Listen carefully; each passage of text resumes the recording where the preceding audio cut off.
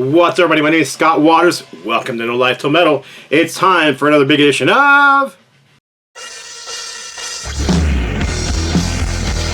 The Mail. That's right, time for The Mail.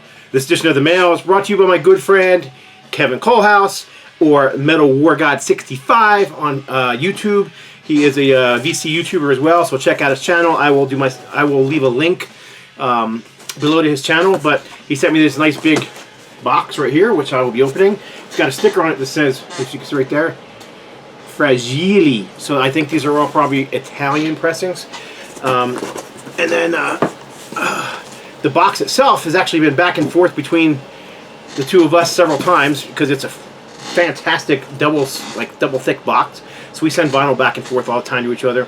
He's been a friend of mine for, gosh, I'm gonna say 25 years, maybe even longer than that, because I think he bought the first Ultimatum demo, which would have been what, 1993, so, or was it 92, 93, somewhere in that area, and I met him right around that same time, so I've been a friend with him for a long time. But in any case, I'm gonna get right into this. There's some CDs right on the top. We'll show those first. A couple of stickers. This is Corrosive, which is I believe a Canadian thrash band. They have a new album out. I actually wanted to buy their new album, and I added it to the cart and just about to buy it, and it was like, I don't know, $30 plus tax, and then I went to shipping and it was $30 shipping. I'm like, it was over 60 bucks for one record. I'm like, yeah. I didn't finish with that one. So, and then you got a Ride and Easy stickers. So, all right, let's get into this box from the CDs. First off, we got Sinner, Touch of Sin 2, which I did not have yet. You know what? It's funny because I have all the old Sinner albums, but I really haven't followed any of their newer stuff for a while, and I don't know why that is. But there's just so many bands; it's hard to keep up with everybody. But yeah, I didn't have this one, so I'm very much looking forward to this. A German, heavy metal. By today's standards, people would call them hard rock. To me, it's still heavy metal, but whatever you want to call it. And then we've got a band called Breaker. Independent release, 5-song EP on CD. It's got a sticker inside of it. There you go, Breaker. Looks like it's just a self-titled EP. I don't know this band at all. I'm assuming it is traditional heavy metal or thrash at best, because I just know that that's the style of music that Kevin is into. He's he likes thrash. I don't think he shows much, if any, death metal, but he's a lot of classic hard rock, southern rock, traditional heavy metal, old school heavy metal, thrash, speed metal, that kind of thing. So I'm assuming it's going to be somewhere in there. And then this is looks to be, I know who this is, but I'm just curious. I don't have this particular album, I don't think, but this is Oliver Dawson Saxon. So this is the other Saxon, the Saxon when the band split. Oliver and Dawson formed Oliver Dawson Saxon. Then they recorded some music. They recorded a few live albums. I have some CDs and I think a live DVD.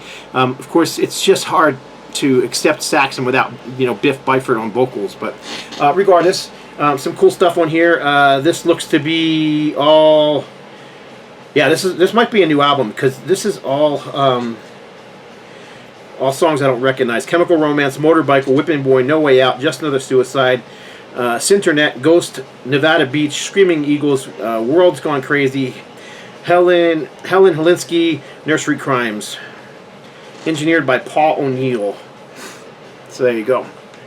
Alright, so I know there's also some vinyl in here. Oh, there's a 7-inch right on top, which this is Eagle Wing, which again, another band I don't know.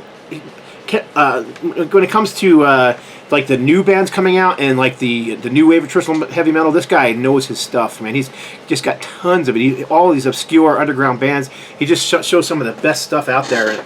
And he actually always hooks me up with a lot of bands I've never heard of, and I always get people in my videos saying, "Oh, dude, you show me so many bands I never heard of." You need to check out Kevin's channel too, because he shows a lot of stuff that I don't know. So there's a lot of that's why the VC is so awesome, man. You can learn so much about music and go so deep into the different styles of music that you like. So anyhow, this is Eagle Wing, Hellraiser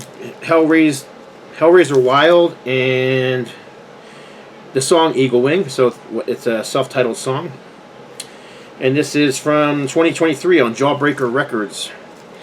Kind of a picture of the band on the back, although it's not a very good picture. Alright, what else we got in here? Oh, so I sent this one to him. He's got a really good record cleaner, and it's really poppy sounding. It's a shame because the cover's in good shape. The record looks like it's in good shape, but it just sounds horrible. So I'm going to keep another out. This is the best of Budgie. I really like this record. I need to find a better copy though, because this one is tore up. It just doesn't sound good. Despite, I mean, I don't know how well this will show, but the record actually looks pretty clean, but it just sounds horrible. So I don't know. I've never tried that wood glue trick. Might be kind of fun to try that on here just to see if it works. But honestly, you have to do it on the turntable, and I'm not willing to put wood glue on any of my turntables. So. Alright, so anyhow, that wasn't from him. That was just something I sent him, asked him if he could do it. He did it, and he said it's not much better, unfortunately. Alright, so we've got, right on. So he told me about this one. It's actually sitting in my Amazon want list, and I just haven't pulled the trigger yet. But this is Mogs Motel, Phil Mogg of UFO. This is his new solo album. I haven't heard it yet. I've been holding off until I got the actual album. I've been hearing nothing but good things about this album, saying it's as good as the last couple UFO albums, if not better. So kind of interested to hear it. So you've got Phil Mogg, Neil Carter, who has actually been in UFO for decades.